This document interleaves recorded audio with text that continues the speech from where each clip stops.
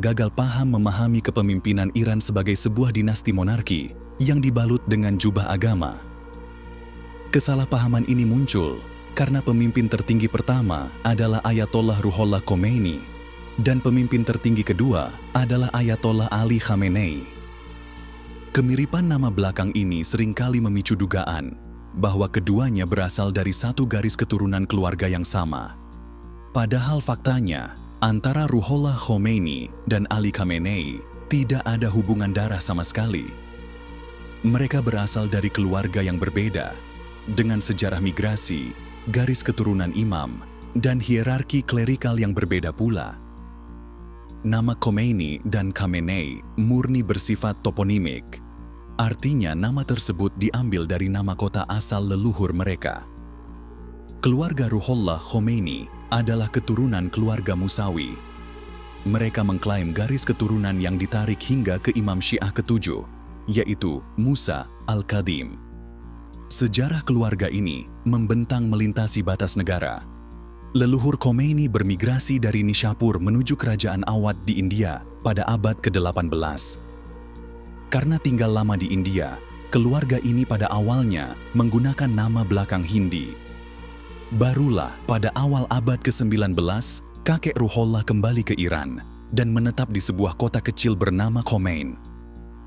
Ketika Undang-Undang Pewajiban Nama Keluarga diberlakukan di Iran pada tahun 1921, Ruhollah memilih nama Khomeini yang berarti berasal dari Khomein.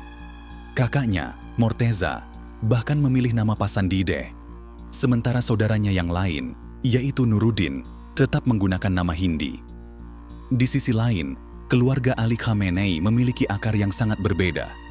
Mereka adalah keturunan keluarga Husaini yang mengklaim nasab berujung pada Imam Syiah keempat, yaitu Ali As-Sajjad, yang merupakan keturunan langsung dari Husain ibnu Ali. Keluarga ini memiliki latar belakang etnis campuran antara Persia dan Azerbaijan Iran. Nama Khamenei diadopsi karena leluhur mereka menetap di kota Khamenei, sebuah kota di provinsi Azerbaijan Timur. Perbedaan mereka tidak hanya berhenti pada asal-usul geografis, tetapi juga pada hierarki keagamaan.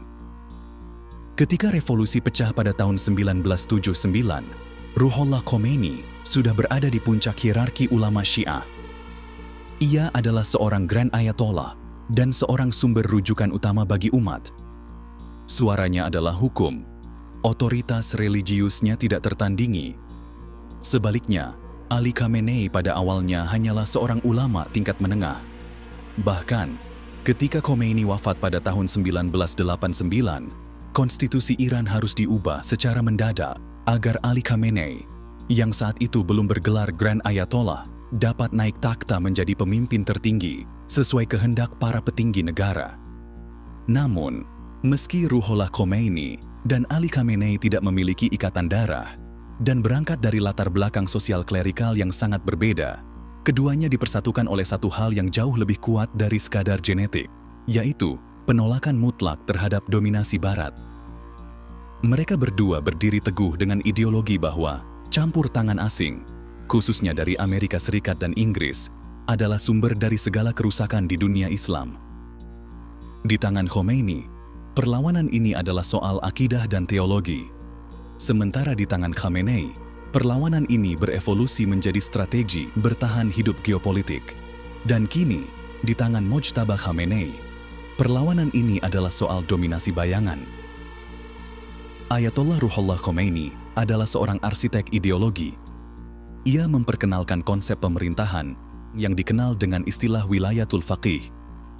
Konsep ini menyatakan bahwa selama Imam Mahdi masih dalam masa gaib, negara harus dipimpin oleh seorang ahli hukum Islam tertinggi untuk memastikan semua undang-undang selaras dengan perintah Tuhan. Dengan konsep ini, Khomeini menyatukan agama dan politik menjadi satu entitas yang tidak bisa dipisahkan.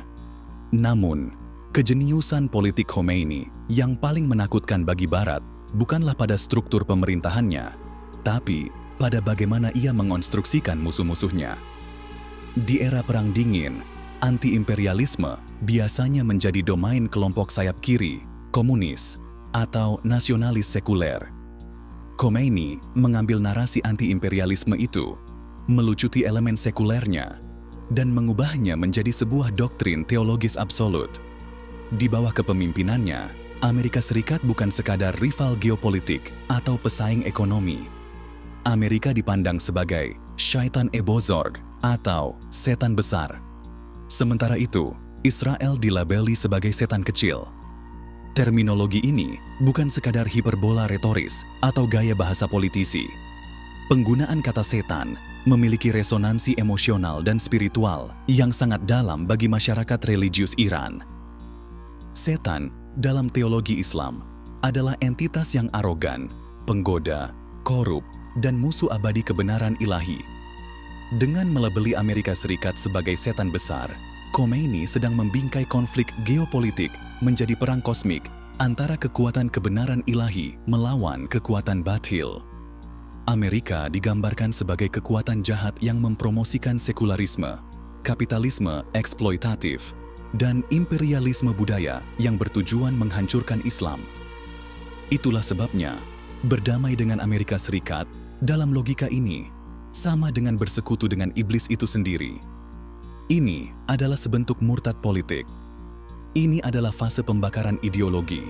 Dengan menanamkan keyakinan bahwa negara sedang bertempur dalam perang suci, Khomeini mengobarkan api perlawanan di jiwa jutaan penduduknya. Doktrin inilah yang menjadi fondasi psikologis bangsa Iran. Ketika perang Iran-Irak pada tahun 1980 hingga 1988 meletus, dan Saddam Hussein yang didukung Barat membombardir kota-kota Iran, para pemuda Iran dengan sukarela berjalan melewati ladang ranjau karena meyakini bahwa mereka mati syahid di jalan Tuhan melawan agen-agen imperialis. Doktrin ini pula yang membuat masyarakat Iran mampu bertahan dalam blokade dan sanksi ekonomi dari hampir segala segi selama 4 dekade berturut-turut. Bagi rakyat yang telah menanamkan ideologi itu dengan sangat kokoh, penderitaan ekonomi bukanlah kelemahan negara, melainkan ujian keimanan. Kekurangan pangan dan obat-obatan dianggap sebagai harga yang pantas dibayar demi menjaga kedaulatan suci dari cengkeraman setan besar. Di era Khomeini, prinsip luar negeri Iran sangat kaku dan tegak lurus. Tidak timur, tidak barat, hanya Republik Islam. Iran menolak bersandar pada blok komunis Uni Soviet di timur dan menolak tunduk pada blok kapitalis Amerika di barat. Mereka memilih berdiri sendiri, terisolasi, namun merasa suci. Mereka membangun tembok anti-barat yang sangat tinggi. Ketika Ruhollah Khomeini wafat pada Juni 1989, dunia barat melalui analisis intelijennya memprediksi bahwa Republik Islam Iran akan segera layu dan hancur dari dalam.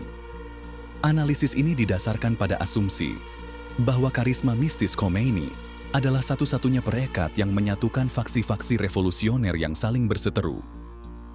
Namun, sejarah membuktikan bahwa perhitungan Barat meleset total. Ali Khamenei yang naik menjadi pemimpin tertinggi kedua membuktikan diri sebagai arsitek institusional yang brilian. Jika Khomeini adalah seorang nabi revolusi yang membakar massa dengan pidato, Ali Khamenei adalah seorang teknokrat geopolitik yang dingin dan rasional.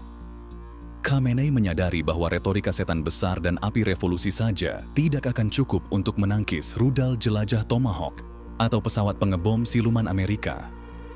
Ia harus mengubah ideologi yang membara itu menjadi sebuah mesin birokrasi, intelijen, dan militer yang terstruktur dan mematikan. Di era Ali Khamenei, sentimen anti-barat bermutasi. Ideologi itu tidak lagi sekadar diteriakan di jalanan, melainkan dilembagakan menjadi strategi pertahanan nasional yang dikenal sebagai asymmetric resilience atau ketahanan asimetris. Khamenei menyadari bahwa militer konvensional Iran tidak akan pernah bisa menandingi anggaran triliunan dolar milik Pentagon. Oleh karena itu, ia mengembangkan doktrin pertahanan maju atau forward defense. Prinsipnya sederhana namun mematikan. Jika perang dengan Amerika atau Israel tidak bisa dihindari, maka perang itu tidak boleh terjadi di dalam perbatasan darat Iran. Perang itu harus terjadi di tanah musuh atau di wilayah proksi. Manifestasi terbesar dari strategi ini adalah terbentuknya Axis of Resistance atau poros perlawanan. Di bawah arahan Khamenei, pasukan Quds dari Korps Garda Revolusi Islam diberi mandat untuk merakit jaringan aliansi milisi non-negara di seluruh Timur Tengah. Iran mulai mendanai, melatih, dan mempersenjatai kelompok-kelompok paramiliter sesuai dengan visi strategisnya. Jaringan ini meliputi Hizbullah di Lebanon, Houthi di Yaman, berbagai milisi Syiah seperti Popular Mobilization Forces di Irak, serta faksi-faksi pro-Iran di Suriah dan Palestina. Poros perlawanan ini bertindak sebagai perisai deterensi bagi Teheran. Dengan proksi yang tersebar di wilayah geografis yang luas, Iran dapat memproyeksikan kekuatannya, menekan Israel dari berbagai front, dan mengancam lalu lintas pelayaran global di Laut Merah dan Selat Hormuz, semuanya dengan plausible deniability atau kemampuan penyangkalan yang kuat karena dilakukan oleh aktor non-negara. Ini adalah bentuk nyata dari pergeseran operasional anti-Barat. Selain proksi militer, Ali Khamenei juga menggunakan diplomasi pengembangan nuklir sebagai senjata geopolitik. Secara teologis, Khamenei pernah mengeluarkan fatwa tertulis yang melarang produksi, penyimpanan, dan penggunaan senjata pemusnah massal, termasuk senjata nuklir, karena dianggap bertentangan dengan ajaran Islam. Namun, sebagai seorang teknokrat geopolitik, ia terus mendorong penguasaan siklus bahan bakar nuklir, hingga Iran mencapai status negara ambang nuklir, atau Nuclear Threshold State. Di era ini, nuklir tidak hanya soal energi. Nuklir adalah instrumen tawar-menawar tertinggi. Khamenei menggunakan kemajuan sentrifus pengayaan uranium untuk memaksa negara-negara adidaya dunia duduk di meja perundingan yang berujung pada penandatanganan Joint Comprehensive Plan of Action pada tahun 2015. Meskipun kemudian Presiden Amerika, Donald Trump menarik diri dari kesepakatan tersebut secara sepihak, langkah Khamenei membuktikan bahwa ia berhasil menggunakan ancaman asimetris untuk membedah konsensus Barat. Kemampuan mesin ketahanan asimetris ini diuji secara brutal pada awal tahun 2026. Dalam eskalasi konflik regional yang memuncak, militer Amerika dan Israel melancarkan operasi serangan gabungan berskala masif pada tanggal 28 Februari 2026. Serangan ini menargetkan infrastruktur militer, fasilitas nuklir, dan kepemimpinan inti rezim di Teheran. Ayatollah Ali Khamenei yang telah berusia 86 tahun setelah memerintah selama 37 tahun dilaporkan tewas dalam serangan udara tersebut bersama sejumlah komandan elit IRGC. Dunia menahan napas, memprediksi bahwa rezim Islam tersebut akan runtuh seperti patung Saddam Hussein di Baghdad pada tahun 2003. Namun, sistem yang dibangun Khamenei terbukti terlalu mengakar. Bukannya kolaps, aparatur militer dan birokrasi Deep State Iran segera bermanuver mengkonsolidasikan kekuasaan. Mereka secara aklamasi mengangkat penerusnya dalam hitungan hari, membuktikan bahwa mesin geopolitik yang dirakit Ali Khamenei telah mampu bertahan melampaui usia perakitnya sendiri. Sosok yang mengambil alih kemudi itu adalah putranya sendiri, bernama Mojtaba Khamenei. Jika Khomeini adalah api yang terlihat membakar dari atas mimbar, dan Ali Khamenei adalah arsitek yang mendesain mesin di ruang perencanaan, maka Mojtaba Khamenei adalah operator yang bekerja sepenuhnya di dalam kegelapan. Penunjukan Mojtaba Khamenei sebagai pemimpin tertinggi ketiga pada Maret 2026 menjadi anomali besar dan memicu kebingungan publik. Bagi banyak pihak, suksesi ayah ke anak ini terlihat sangat ironis bagi sebuah republik yang lahir dari revolusi berdarah untuk menggulingkan monarki keturunan Shah Pahlavi. Berbeda dengan ayah dan kakek ideologisnya, pria berusia pertengahan 50-an ini tidak memiliki pangkat Grand Ayatollah, tidak memiliki karisma oratoris, dan tidak pernah memegang jabatan publik terpilih secara resmi di pemerintahan sipil Iran. Sebelum tahun 2024, sebagian besar rakyat Iran bahkan tidak pernah mendengar suara aslinya dalam rekaman video. Lalu, bagaimana sosok tanpa portofolio publik ini bisa menduduki puncak kekuasaan mutlak? Jawabannya terletak pada penguasaannya atas aparatur intelijen dan deep state militer. Mojtaba adalah representasi dari dominasi Korps Garda Revolusi Islam. Kisah kekuasaan Mojtaba dimulai jauh di belakang layar, tepatnya di medan perang Iran-Irak pada dekade 80-an. Saat masih remaja atau sekitar 17 tahun, Mojtaba bergabung dengan Batalion Habib dari Divisi ke-27 IRGC. Dalam pertempuran itu, Mojtaba tidak banyak terjun di garis depan kombatan, tetapi ia membangun persahabatan dan koneksi patronase yang sangat kuat dengan rekan-rekannya. Bertahun-tahun kemudian, kawan-kawan dari Batalion Habib ini diangkat ke posisi-posisi puncak intelijen, militer, dan keamanan rezim. Nama-nama seperti Hossein Taeb, yang nantinya memimpin organisasi intelijen IRGC yang ditakuti, Ibrahim Jabari, Komandan Pasukan Khusus Valiye Amr pelindung pemimpin tertinggi, dan Muhammad Kausari, semuanya bermuara pada kesetiaan terhadap Mojtaba. Inilah embrio dari Deep State Iran. Selama hampir 2 dekade, Mojtaba mengelola kantor pemimpin tertinggi sebagai seorang penjaga gerbang yang menentukan siapa dan informasi apa yang boleh masuk ke ruang ayahnya. Ia memonopoli saluran kekekuasaan. Di tangannya, perlawanan terhadap Barat dan oposisi domestik tidak dilakukan lewat adu argumen ideologis, melainkan melalui taktik operasi intelijen yang represif. Kekuatan Mojtaba juga terletak pada kemampuannya mengontrol oksigen ekonomi negara. Untuk mempertahankan sistem dari blokade Amerika Serikat, IRGC secara metodis mengambil alih perekonomian Iran, dan Mojtaba berada di jantung perputaran uang tersebut. Di bawah arahannya, terbentuk oligopoli ekonomi melalui konglomerasi yayasan keagamaan semi-negara yang disebut sebagai Bonyad. Institusi-institusi raksasa seperti Bonyad Mostazafan, Execution of Imam Khomeini's Order, dan Aslan Quds Razavi mengendalikan lebih dari 50% PDB Iran. Bonyad Mostazafan, misalnya, berawal dari penyitaan aset-aset milik elit era Shah dan kelompok minoritas pasca revolusi. Yayasan ini memiliki sekitar 160 perusahaan holding, mulai dari raksasa energi seperti Sina Energy Development Company, Behran Oil, hingga perusahaan pertambangan, perbankan, dan manufaktur. Berkat dekret khusus dari pemimpin tertinggi, konglomerasi ini kebal dari pengawasan publik, tidak terikat hukum audit parlemen, dan sepenuhnya bebas dari pajak. Meskipun diklaim sebagai yayasan amal untuk fakir miskin, sejarah mencatat serendah 7% dari labanya yang benar-benar disalurkan untuk amal.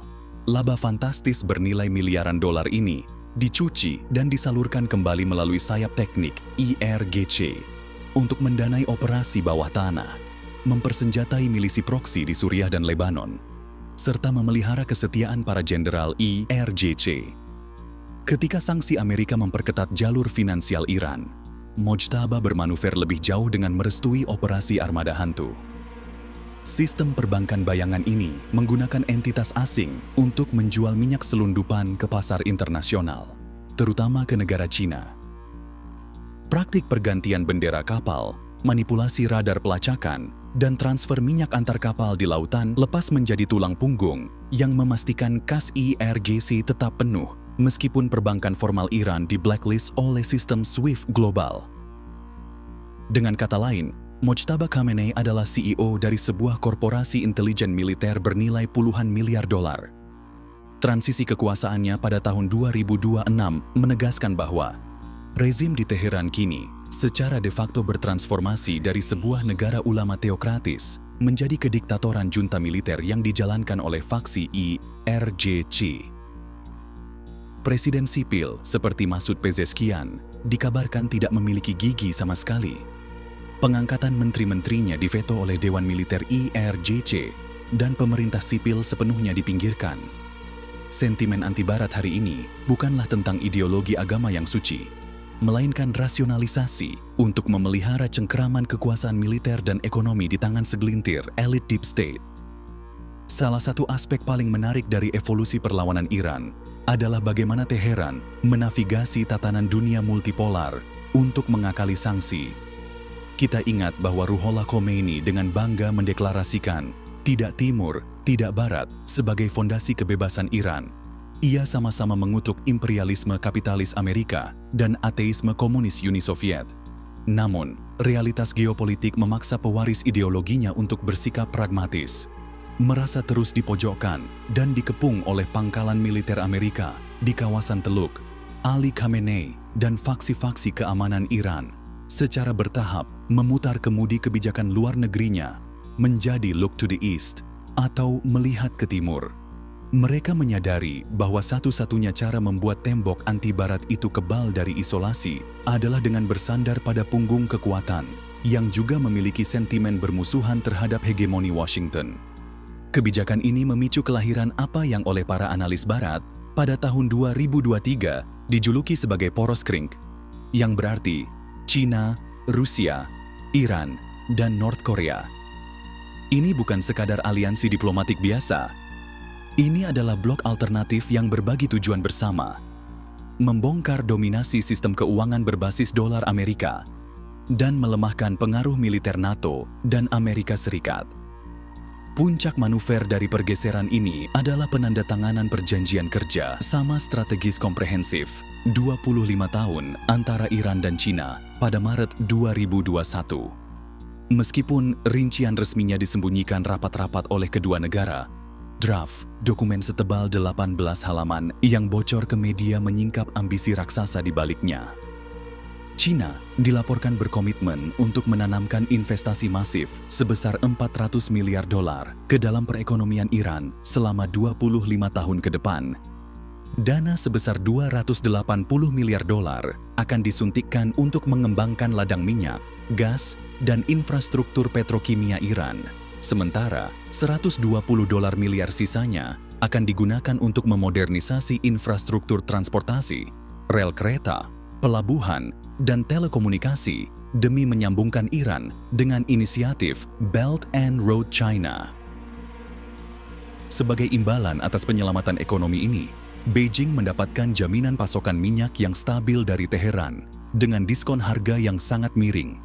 Dilaporkan mencapai diskon minimum 12% di bawah harga rata-rata pasar internasional, plus kompensasi risiko sebesar 6 hingga 8%. Namun, perjanjian ini lebih dari sekadar transaksi minyak dan infrastruktur. Di dalamnya terdapat klausul mengerikan bagi Barat terkait kerjasama militer dan intelijen yang mendalam. Draft yang bocor tersebut mengisyaratkan diadakannya latihan angkatan laut gabungan, kerjasama riset teknologi persenjataan tingkat lanjut, pertukaran intelijen asimetris, hingga potensi penggelaran hingga 5.000 personel keamanan Cina di tanah Iran guna melindungi proyek-proyek vital mereka. Meski para pejabat Iran dengan tegas membantah isu pangkalan militer asing dengan merujuk pada konstitusi Iran yang melarangnya, namun tidak bisa dipungkiri bahwa interoperabilitas angkatan bersenjata mereka semakin solid. Buktinya terlihat nyata. Latihan angkatan laut trilateral antara China, Rusia, dan Iran secara reguler mulai digelar di perairan sensitif Laut Oman dan Samudra Hindia. Iran juga memperkuat integrasinya ke dalam organisasi multilateral yang didominasi poros timur, seperti keikutsertaannya ke dalam keanggotaan penuh Shanghai Cooperation Organization dan BRICS. Strategi Look to the East ini membuktikan bahwa tembok isolasi Iran tidak membuat mereka sesak napas. Mereka hanya mengganti ventilasi udaranya menghadap ke Beijing dan Moskow. Mungkin kisah yang paling menonjol dari kemampuan adaptasi Iran menghadapi isolasi Barat adalah evolusi industri militernya secara mandiri. Sejak pecahnya perang Iran-Irak, negara-negara Barat memberlakukan embargo senjata yang ketat terhadap Teheran. Mereka berharap tanpa akses suku cadang dan pesawat tempur modern, armada udara Iran yang sebagian besar adalah sisa-sisa F-14 Tomcat buatan Amerika era Shah, akan berkarat di hanggar dan menjadi barang rongsokan. Namun, alih-alih menyerah, insinyur-insinyur IRGC beralih pada teknologi yang lebih rasional secara ekonomi, yaitu pesawat nirawak atau drone. Titik balik bersejarah dari program drone Iran terjadi pada tanggal 5 Desember 2011. Pada hari itu, sebuah drone pengintai siluman paling canggih milik CIA, Lockheed Martin RQ-170 Sentinel, yang sedang terbang jauh di dalam wilayah udara Iran dalam misi pengawasan rahasia, mengalami anomali dan berhasil dijatuhkan dalam keadaan nyaris utuh. Pihak IRGC mengklaim bahwa Unit perang cyber mereka meretas sinyal GPS drone tersebut dan memaksanya mendarat mulus di gurun Iran. Amerika Serikat saat itu meremehkan kemampuan teknologi Iran untuk membongkar sistem rahasia tersebut. Namun, di dalam laboratorium rahasia Shahed Aviation Industries dan Iran Aircraft Manufacturing Industries Corporation, para insinyur membongkar tubuh drone itu hingga baut terakhir. Mereka melakukan proses rekayasa balik atau reverse engineering secara presisi. Dari puing dan desain aerodinamis sayap Delta rahasia milik Amerika, inilah lahir generasi baru, armada siluman Iran bernama Shahed 171 Simorgh dan Shahed 191 Saikeh. Pelajaran yang didapat dari teknologi Amerika ini melahirkan lompatan filosofi pertempuran. IRGC menyadari bahwa dalam peperangan asimetris masa depan, bukan kecanggihan teknologi triliunan dolar yang menjadi penentu, melainkan kuantitas, biaya murah, dan taktik kerumunan atau swarm. Visi ini lalu dikristalkan dalam bentuk drone kamikaze Shahed 136, sebuah perangkat pembunuh yang murah meriah namun mematikan.